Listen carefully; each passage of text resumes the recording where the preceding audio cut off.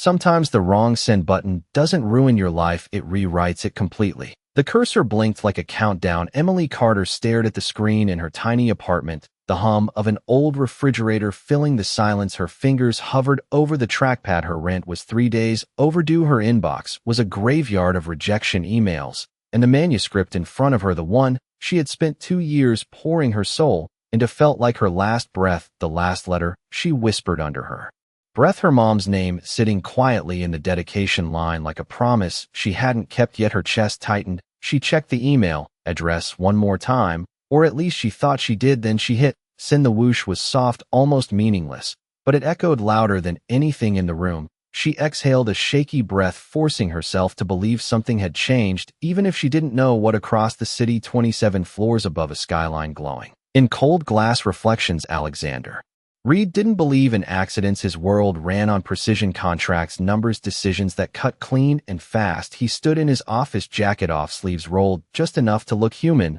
while firing an editor who had missed a deadline by 2 hours. "We don't publish." Hesitation, Alexander said calmly, his voice even not raised, not harsh, just final. The man nodded stiffly and left, the door clicking shut behind him. Alexander didn't watch him go. He was already moving on, already scrolling, already deleting the next thing that didn't matter, until his thumb paused. One unread message, no subject line, no recognizable sender, just an attachment. His instinct was automatic: delete, move forward. Nothing personal, nothing emotional, but something made him hesitate. Maybe it was the timestamp, 2:13 a.m. Maybe it was the simplicity of it. No pitch, no explanation, just a file sitting there like it didn't need to beg. He tapped it open. The first line hit him before he could stop it. "If you're reading this, it means I finally stopped being afraid." His jaw tightened slightly, something unfamiliar flickering behind his eyes. He leaned back just an inch, the city lights reflecting across the screen as he kept reading one paragraph, then another, then another. The office around him faded, the schedule, the deals, the numbers, all of it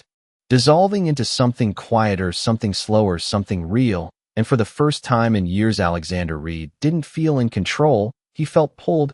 And somewhere across the city, Emily sat on the edge of her bed, staring at her empty inbox, not knowing that her story hadn't been ignored. It had landed in the only place powerful enough to change everything. Alexander did not sleep that night. The city outside his window dimmed from neon to pale gray as morning crept in, but his eyes never left the screen. Emily's words unfolded like something alive, each sentence unpolished but honest, each line carrying a quiet weight he could not ignore. He told himself he was analyzing structure, pacing, voice, the way he always did.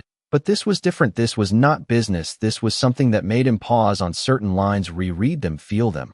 And that was something he had trained himself not to do years ago. He reached the final page just as sunlight brushed across his desk, and for a moment he sat still, fingers resting against the keyboard. The room felt unfamiliar, like it belonged to someone else, someone who still believed in things like meaning and second chances. His phone buzzed twice with meeting reminders. He ignored both. Instead, he scrolled back to the top, rereading the dedication slowly. "To Mom, who taught me that even the quietest stories deserve to be heard." Something in his chest tightened almost uncomfortably. He exhaled sharply, as if trying to push it away, but it stayed. He closed the document, then opened it again, as if confirming it was real. Then, without overthinking, without analyzing like he usually would, he clicked reply. His fingers hesitated over the keys. What was he supposed to say? He was not used to this, not used to reaching out without leverage, without intention. His instinct told him to pass it to the editorial team, to let the system handle it. But another voice, quieter, more stubborn, refused. He typed slowly, "Hi, I read your manuscript, and I think there is something.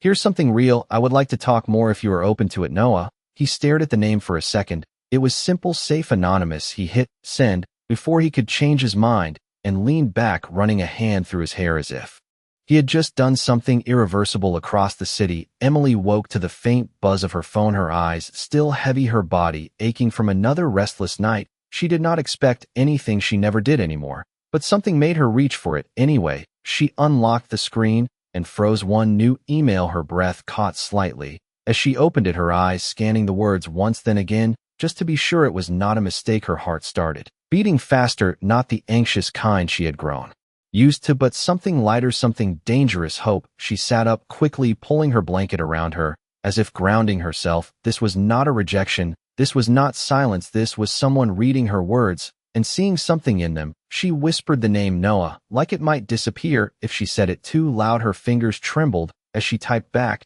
trying to sound composed, professional, but honest. Thank you for reading it. That means more than you probably realize. I would love to talk more. She hovered for a second, then pressed send, and just like that, something invisible shifted between two people who had never met, one hiding behind a name, the other holding on to a fragile dream, neither of them realizing that this simple exchange had already begun to blur the line between truth and something far more complicated. The replies did not stop at one message. They multiplied quietly, like something neither of them intended to grow. Every morning, Emily woke up before her alarm, checking her phone before her feet even touched the floor, and every night Alexander found himself delaying meetings, cutting calls short, just to return to the same thread that now stretched across days. Their words became longer, less careful, less guarded. Emily wrote the way she always had, honest and unfiltered, telling Noah about the rejection emails. She never mentioned to anyone else about the nights she stared at the ceiling, wondering if she had wasted years chasing something no one wanted. She told him about her mother, how she used to sit at the edge of her bed and listen to every story like it already mattered, like it was already real, and Alexander read every word slower than he needed to, as if stretching time, as if holding on to something he could not name. He started replying not as a CEO, not as a man who calculated every sentence, but as someone who remembered what it felt like to be unseen. He told her small things at first, that he preferred working late at night, that mornings felt too loud, that success did not always feel like winning. Emily noticed it. She noticed how no one never spoke, like someone trying to impress her. He asked questions, real ones, about her characters, about why she chose certain endings, about what she was afraid of, and each time she answered, she felt something shift inside her, something steadier, something stronger, like maybe her voice was not as invisible as she thought. One afternoon, she sat by the window of a small coffee shop, her laptop open but untouched, rereading his last message. You write like you were trying to be heard by someone who already left. And for a moment, she just stared at the screen, her chest tightening, because it was true, more true than she had ever admitted. Even to herself, her fingers hovered, then slowly she typed back, maybe I just do not know how to stop. And across the city, Alexander read that line twice, then a third time, his jaw tightening slightly, as something deeper surfaced, something he had buried under years of deals and decisions. He realized then that this was no longer just about a manuscript. It was about her. It was about the way her words reached places he had locked away without permission. He leaned back in his chair, staring at the skyline, but not really seeing it. His phone buzzed again. Another meeting, another contract, another number that mattered yesterday, but felt distant now, because for the first time in a long time, something else mattered more, and it did not come with a contract or a price. And that was exactly what made it dangerous. The shift did not happen all at once. It crept in quietly, between messages, between pauses, between the things they did not say. Emily began to measure her days differently, not by rejection emails or overdue bills, but by the small moments her phone lit up with his name. She found herself writing more, not just to finish the manuscript, but to respond to him, to keep the conversation alive, to stay in that space where someone actually listened and understood. One evening, she sat cross-legged on her bed, her laptop warm against her knees, rereading the same paragraph she had rewritten 5 times. She finally typed, I think I am stuck. She stared at the blinking cursor, then added, I do not know if the ending is honest or just safe. Alexander read the message in the middle of a boardroom meeting, voices around him discussing projections, numbers, timelines, but none of it registered. He glanced at the screen again, then without thinking he stood up, ignoring the confused looks as he stepped out into the hallway, the door closing softly behind him. He leaned against the glass wall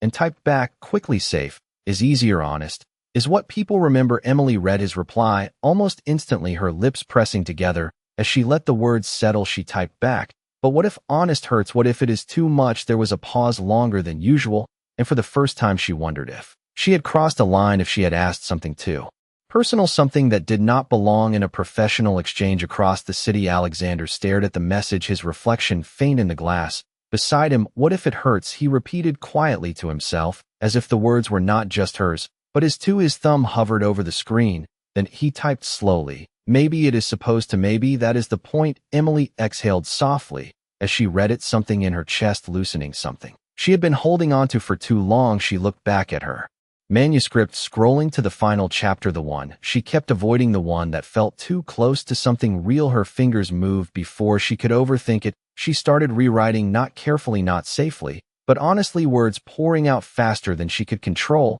And for the first time in months, she did not feel stuck. She felt free. Alexander stayed in the hallway longer than he should have, his meeting forgotten, his phone still in his hand. He realized then that this was no longer just a conversation about writing. It was something deeper, something that blurred the lines between who he was pretending to be and who he used to be before everything became calculated, before every decision came with a cost. His assistant appeared at the end of the hallway, hesitant. "Mr. Reed, they are waiting for you." He nodded once, but did not move right away. Instead, he looked down at the screen again, at her name, at the thread that now held more truth than anything in his perfectly controlled world. And for the first time, he felt something unfamiliar, something dangerously close to hesitation, not about a deal, not about a decision, but about the moment when this fragile connection would eventually collide with the truth he had been hiding all along. Days passed, but the rhythm between them did not break. It deepened, like something quietly taking root. Emily no longer hesitated before opening his messages. She read them immediately, sometimes twice. Her mornings began with his words, and her nights ended with them. As if somewhere between those lines, she had found a version of herself that still believed in something more. One afternoon, she sat at a small desk in the public library, her notebook open beside her laptop. The air smelled faintly of paper and coffee. As she typed, "I rewrote the ending." She paused, then added, "It is not safe anymore." Her finger hovered before she hit send. Across the city, Alexander read her message in the back seat of a black car, moving through slow traffic, his driver speaking quietly into a headset. But Alexander did not hear any of it. He opened the updated file and began reading. The world outside the window blurred into motion as her words unfolded. The ending was different, raw, honest, almost too honest. The main character did not find closure, she found acceptance. She let go without answers, and somehow that made it more real, more painful, more unforgettable. Alexander felt something shift again, deeper this time. He exhaled slowly, closing the file for a moment, as if steadying himself. Then he typed back, "This is the version people will remember." Emily read his response, and for a moment, she just stared at the screen, her chest rising slowly. She had expected feedback, maybe suggestions, edits, something technical, but not this, not validation that felt so certain, so immediate. She typed back, "Do you really think it is good enough?" There was a pause longer than usual, and she found herself holding her breath. Without realizing it, across the city, Alexander leaned forward slightly, his elbows resting on his knees. As he looked at the message, his mind moved quickly, not as Noah, but as Alexander Reed, the CEO, the man who knew exactly what the market wanted, what would sell, what would succeed. And the answer was clear. Her manuscript was not just good enough, it was powerful. It was something that could become the very thing his company needed. But that realization came with something else, something heavier, because if he moved forward as himself, he would risk losing everything they had built in silence. He typed back slowly, "I think it is more than good enough. I think it is rare." Emily let out a breath. She did not know. She was holding her eyes softening as she read his words. "Rare," she repeated quietly, as if testing how it sounded out loud. It had been a long time since anyone described anything she created that way. Her fingers moved again before doubt could return. "Thank you for seeing it. Thank you for seeing me." She hesitated after typing that last line, her heart skipping slightly, because it felt too honest, too exposed. But she did not delete it. She pressed send and closed her eyes for a second. Across the city, Alexander read her message and did not move for a long moment. "Thank you for seeing me." The words lingered in a way nothing else had. His grip tightened slightly around the phone as a realization settled in, one he could not ignore anymore. This was no longer just about her writing or his curiosity. It was about trust, the kind that was not given easily, and once broken could not be repaired with money or power. His phone buzzed again, another call, another decision waiting.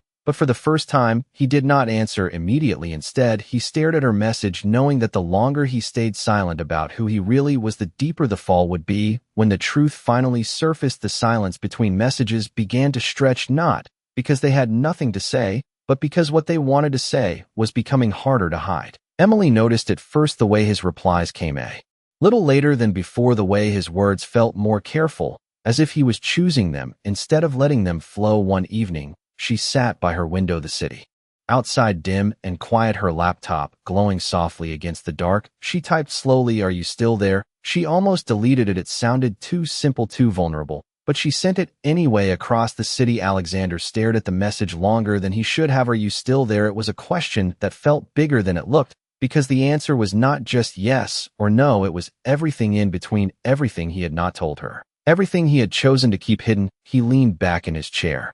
The office lights low, the skyline stretching endlessly beyond the glass. He could end it now. He could step back, let the conversation fade, become just another unfinished thread in a life full of them. But his fingers did not move that way. Instead, he typed, "I am here. I just needed a moment." Emily read his reply and felt a quiet relief settle in her chest. She smiled slightly, not because of the words, but because he was still there. She typed back, "I thought maybe you disappeared like everything else." She hesitated, then added, "I am glad you did not." There was a pause longer than usual, and this time it was different. It was heavier. Across the city, Alexander read her message, and something shifted again, something he could no longer ignore. She thought he was someone safe, someone who would not disappear, someone she could trust.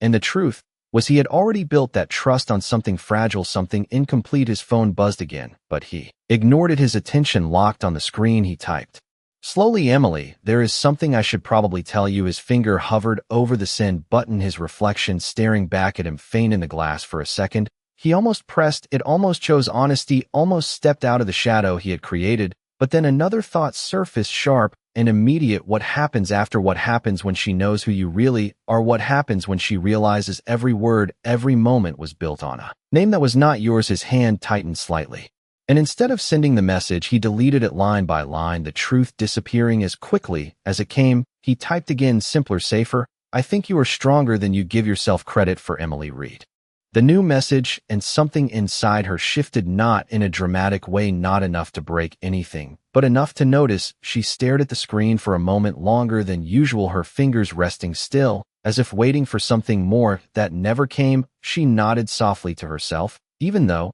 he could not see it. Maybe, she thought, maybe this is enough. Maybe not everything needs to be said. But somewhere deep down, beneath the quiet comfort, beneath the growing connection, a small question began to form. One she could not yet explain. Why did it feel like he almost told her something important? And why did it feel like he chose not to? The next morning did not feel the same. Even before Emily opened her phone, she felt it, something subtle, something she could not name, like a note in a song that no longer matched the melody she had grown used to. She sat at the edge of her bed, sunlight barely slipping through the blinds, and unlocked her screen. His last message still there, unchanged, simple, safe, distant. She read it again, "I think you are stronger than you give yourself credit for." She should have smiled. She usually did. But this time, she did not. Instead, she typed slowly, "Do you ever feel like you are saying less than what you actually mean?" She stared at the words for a moment, her heartbeat just slightly uneven. Then she sent it across the city. Alexander was already in motion, moving through a schedule that had no room for hesitation. Meetings stacked back to back, decisions waiting, signatures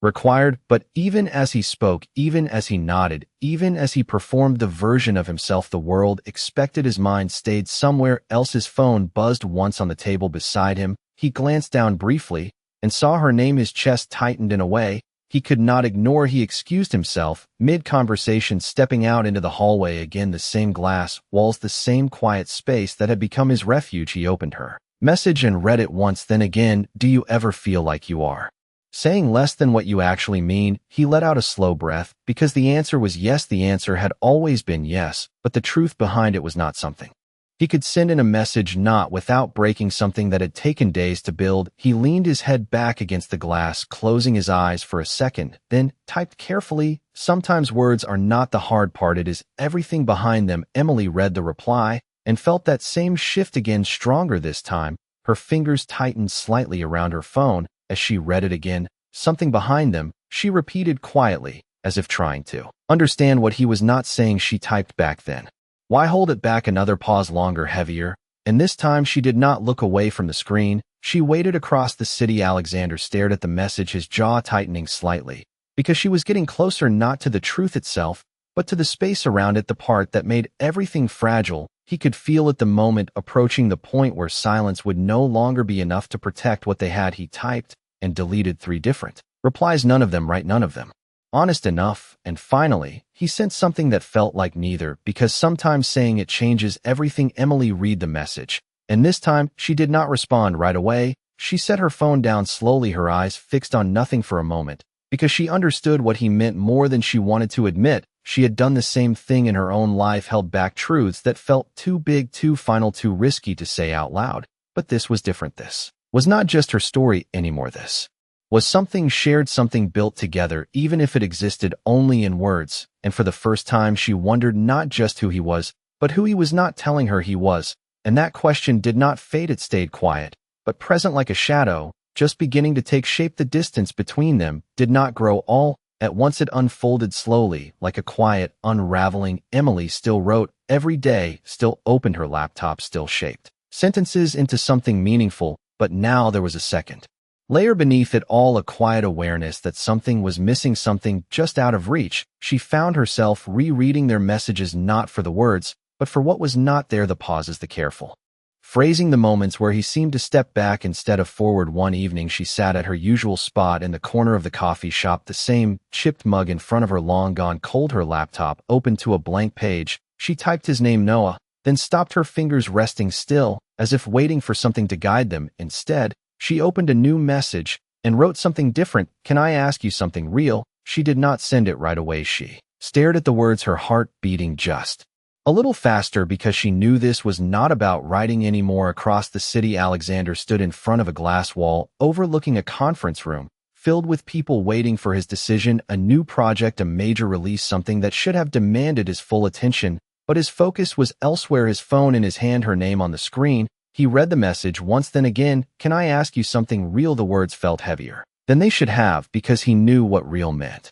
Now it meant stepping out of the safety he had created. It meant risking the one thing he had not planned for, losing her. He exhaled slowly, his reflection staring back at him, sharper and more defined than the version he had shown her. He typed yes, then stopped, his thumb hovering as doubt surfaced again. But this time it did not stop him. He pressed send. Emily felt the shift the moment the message came through. It was small, just one word, but it felt different, more open, more uncertain. She took a breath and typed slowly, who are you really? The question sat there, simple, direct, impossible to ignore. She stared at it for a second before sending it, before she could change her mind, before she could soften it or hide behind something safer. Across the city, Alexander read the question, and everything else faded. The room, the voices, the expectations, all of it disappeared, leaving only the screen and the truth he had avoided for too long. Who are you really? He repeated quietly under his breath, as if saying it out loud might somehow make it easier, but it did not. His mind moved quickly, running through outcomes, through consequences, through every version of what could happen next. If he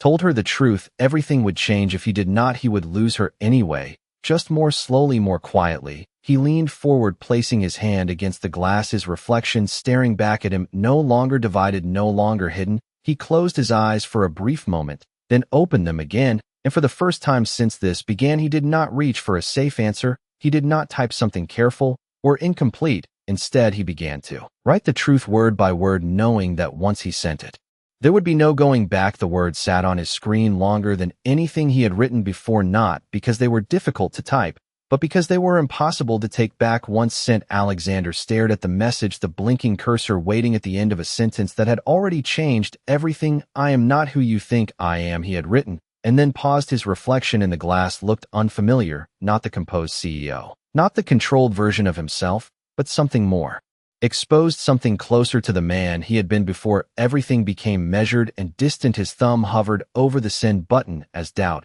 surged one last time, but this time he did not delete it. He pressed send. Across the city, Emily felt her phone vibrate in her hand, her heart beating faster than she wanted to admit. She opened the message immediately, her eyes scanning the words once, then again, as if they might rearrange into something easier to understand. I am not who you think I am. Her breath caught slightly, her fingers tightening around the phone as the rest of the message followed slowly, carefully, like he was choosing every word with precision. My name is not Noah. I used that name because I did not expect any of this to matter. I did not expect you to matter. Emily sat very still, the noise of the coffee shop fading into something distant as she kept reading. I am Alexander Reed. I own the company that you sent your manuscript to. I read it by accident, and I kept reading because it felt real, and I stayed because you felt real too. The words blurred for a second as she blinked rapidly, her chest rising unevenly. Alexander Reed, she whispered under her Breath. The name felt heavy, familiar in a way she could not ignore. She had seen it before: articles, headlines, interviews, a name attached to success, power, decisions that shaped entire careers. And now it was sitting in her inbox, attached to the person she had trusted, the person she had opened herself up to. She read the message again, slower this time, each sentence settling deeper than the last. Across the city. Alexander did not move after sending it, his phone still in his hand, his gaze fixed on the screen, waiting for something, anything. The silence stretched longer than any of their previous pauses, each second heavier than the one before. His mind ran through possibilities. She could respond with anger, confusion, disbelief, or she could not respond at all, and somehow that last option felt the worst. He exhaled slowly, his shoulders tightening slightly, as the reality settled in. The truth was no longer hidden, it was out there, fragile and irreversible, and now everything depended on how she chose to see it. Back in the coffee shop, Emily finally set her phone down on the table, her hands no longer steady, her thoughts moving faster than she could organize them. She should feel something clear, something immediate: anger, betrayal, something simple enough to hold on to. But instead she felt everything at once: confusion, disbelief, a sharp awareness that every conversation, every moment, every word had been real and not real at the same time. She picked up her phone again, staring at the message as one question surfaced louder than the rest. If he had been honest from the beginning, would any of this have existed at all? Emily did not reply right away, not because she did not have words, but because every word felt too small for what she was trying to process. She sat there in the quiet corner of the coffee shop, her phone still in her hand, the message open, her reflection faintly visible on the dark screen. Alexander. Read. The name echoed again, louder this time, heavier. She remembered the articles, the interviews, the polished version of him, the man who built an empire from precision and control. And suddenly, every message, every late-night conversation, every moment of honesty felt different, not fake, but reframed like a story she had been reading without knowing the full context. Her chest tightened slightly as another thought surfaced. He knew who she was from the beginning. He had all the information, all the power, and still chose not to tell her. She picked up her phone again, her fingers hovering as the emotions finally began to settle into something clearer, something sharper. She typed slowly, so everything you said, was that real? Or was I just something interesting to you? She stared at the words for a second, then pressed send. Across the city. Alexander saw the message almost immediately, his jaw tightening slightly as he read it, because this was the question he had known was coming, not about his name, not about his position, but about the one thing he could not afford to lose: her trust. He leaned forward, resting his elbows on his desk, his hands clasped together, as if grounding himself. Before he typed back, every word I said to you was real. I never lied about what I felt. I only hid who I was. He paused, then added, I know that still changes everything. Emily read his response, her eyes moving slowly across each word, as if weighing them carefully. Every word was real. The sentence lingered, but it did not erase the rest. It did not erase the fact that he had chosen to stay hidden while she had been completely open with him. She typed again, this time faster, more direct. You let me trust you without giving me the same choice. There was no hesitation when she sent it this time, no second guessing. Across the city. Alexander read the message and exhaled slowly, because she was right. There was no argument, no explanation that could undo that truth. He leaned back in his chair, staring at the ceiling for a moment before looking down at the screen again. You are right, he typed. I did not give you that choice because I was afraid that if you knew who I was, you would not talk to me the same way. Emily read the message, and something inside her shifted again, not softer, not yet, but more defined. She could see it now, the imbalance, the way their connection had been built on something real but uneven. She stood up from her seat, suddenly the chair scraping lightly against the floor. Drawing a few glances, she did not notice she grabbed her bag, her phone still in her hand, as one thought became clear. She needed to see him, not the version behind a screen, not the words, but the person. She typed one last message, her fingers steady now. If this was real, then do not hide behind emails anymore. Meet me. She hesitated for just a second, then added, tell me the truth to my face, and pressed send, not knowing that the moment he said yes, everything between them would change in a way neither of them could take back. Alexander did not answer immediately, not because he needed time to decide, but because he understood exactly what her message meant. This was no longer about words, no longer about distance or safety. This was real, and real did not allow him to control the outcome the way He always had. He stood still in his office, the city stretching endlessly behind him, his phone in his hand, her message. Open, meet me, tell me the truth to my face. He read it again, slowly, then exhaled and typed, yes. His finger pressed send without hesitation. This time, because there was nothing left to protect by staying hidden across the city, Emily saw the reply. Within seconds, her heart skipped once, then steadied, as something settled inside her. This was happening. She looked around the street outside the coffee shop, as if grounding herself in something tangible, then typed a location, a small quiet bookstore cafe a few blocks away, a place where she had spent countless hours writing, dreaming, waiting. She added, tomorrow at 10, and sent it before she could second-guess herself. The next morning felt different from the moment it began. The air sharper, the silence heavier. Emily stood in front of her closet longer than she needed to, not because she cared about what she wore, but because everything suddenly felt like it mattered. She chose something simple, something that felt like her, and nothing else. No version of herself that needed to impress or adjust. She arrived early, the bell above the cafe door chiming softly as she stepped inside, the familiar scent of books and coffee wrapping around her like a memory. She chose a table near the window, her hands resting still in her lap, her eyes drifting to the door. Every few seconds, time moved slower than usual, each minute stretching just enough to make her aware of it. Then the door opened again, and this time everything shifted, not dramatically, not loudly, but in a way that felt undeniable. Alexander stepped inside, his presence quiet, but impossible to ignore. He looked exactly like she expected, and nothing like she imagined. At the same time, taller than she thought, more human than the polished images she had seen. His eyes scanning the room until they found her, and in that moment, all the distance, all the words, all the space between them collapsed into something immediate, something real. Emily stood up slowly, her breath steady, but her chest tight as he walked toward her, each step closing the gap that had existed only through screens until now. He stopped a few feet away, not reaching out, not speaking right away, as if giving the moment the weight it deserved. Emily was the first to break the silence. You should have told me. Her voice was calm, but firm, not raised, not emotional in a way that could be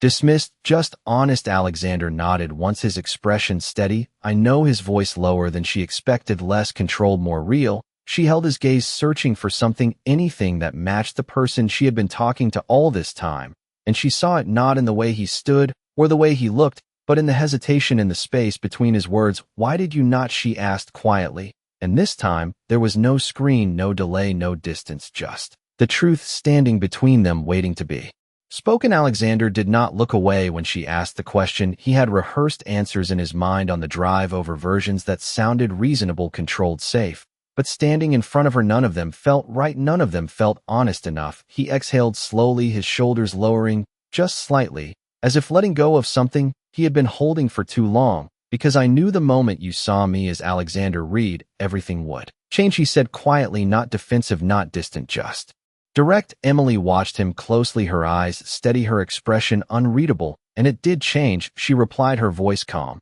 but edged with something deeper, something that had been building since she read his message last night. He nodded once, accepting that without argument. I know. There was a pause, not empty, but full of everything neither of them had said. Yet the low murmur of the cafe continued around them, cups clinking, pages turning, life moving forward, as if this moment was not standing still between them.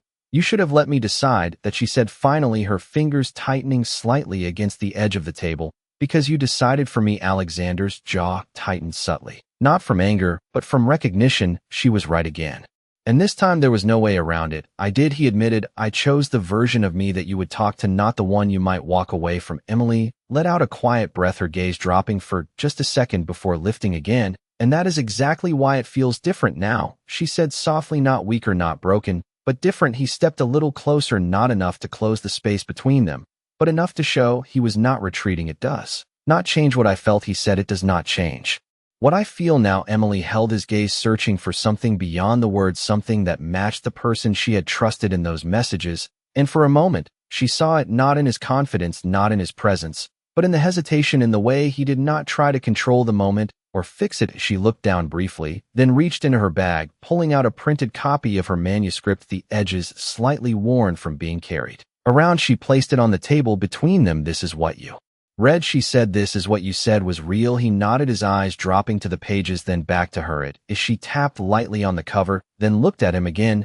"Then why does this feel like fiction now?" The question landed quietly, but it did not need volume to carry weight. Alexander did not answer right away because the truth was not something he could simplify, not something he could resolve with one sentence. He looked at the manuscript, then back at her, and for the first time since they met in person, his voice softened in a way that carried no control, no distance, only honesty. "Because I did not trust that something real could exist without hiding something." First, Emily absorbed the words slowly, the meaning settling deeper than she expected, and for a moment neither of them moved, the manuscript resting between them like a line that had not yet been crossed, like a story that had not yet decided how it would end. Emily did not move right away, her fingers resting lightly on the edge of the manuscript, as if feeling its weight again, not just the paper, but everything it carried, the late nights, the doubt, the quiet hope she had poured into every page. She looked at Alexander for a long moment, not searching this time,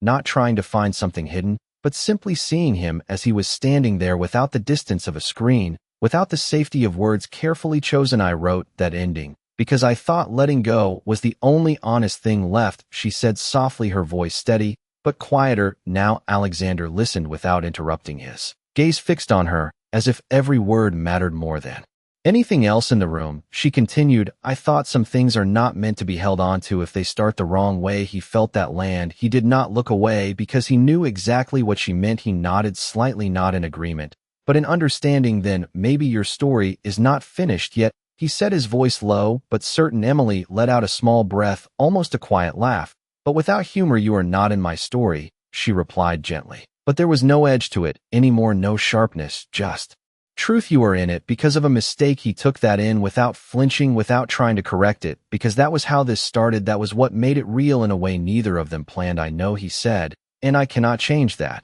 But I can choose what I do next." There was a pause, not uncomfortable, but open, as if something new had space to exist if it wanted to. Emily looked down at the manuscript again, then slowly closed it, her fingers resting on the cover before she lifted it and held it against her chest, not protectively, but thoughtfully, like she was deciding something that mattered. When she looked back at him, her expression had shifted, not back to what it was before, but not closed either, just clearer. "I do not know what this is," she admitted, "and I do not know if I can trust it yet." Alexander nodded, once accepting that completely. "You do not have to," he said quietly. "I am not asking you to trust me all at once. I am asking for the chance to earn it this time." Without hiding anything, Emily studied him for a moment longer, and this time she saw something she had not allowed herself to fully see before. Not the CEO, not the man behind the name, but the same person who had read her words at 2 in the morning and chose to respond. She took a slow breath, then reached into her bag, pulling out a pen. She opened the manuscript again, flipping to the first page where the dedication sat quietly untouched. She held the pen there for a second, then wrote something new beneath it in small, careful letters. She closed the pages again and looked up at him, her voice softer now, but steady. "The ending is not finished," she said, and for the first time since everything changed, the space between them did not feel like distance, it felt like possibility.